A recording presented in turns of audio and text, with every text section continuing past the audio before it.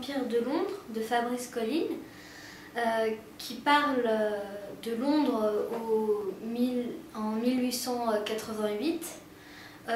C'est l'histoire de deux jeunes filles qui sont sœurs, Amber et Luna Wilcox, qui se retrouvent dans un cercueil et qui, quand elles sortent, se découvrent d'étranges pouvoirs. Elles voient dans la nuit, elles sentent les pulsations du cœur d'un rat qui est très loin d'elles en plus. Elles voient des choses étranges en fait. Et en fait, elles vont découvrir que...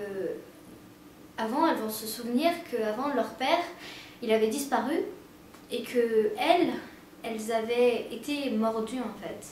Mais elles ne savent pas par qui ni pourquoi en fait. Elles ont été choisies dans un rôle bien précis en fait. Et je pense que c'est aussi la quête pour découvrir pourquoi elles ont été élues en fait. Et j'ai beaucoup aimé ce livre parce qu'en fait il parle plutôt de la vraie nature des vampires comme Dracula et tout ça. C'est assez original.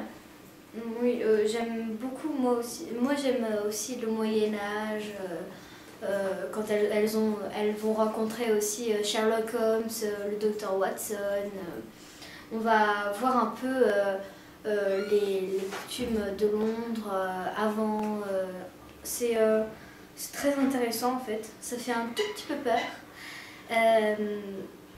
Mais c'est un livre qui doit, je pense, qui est à être lu et que je conseillerais à un ami.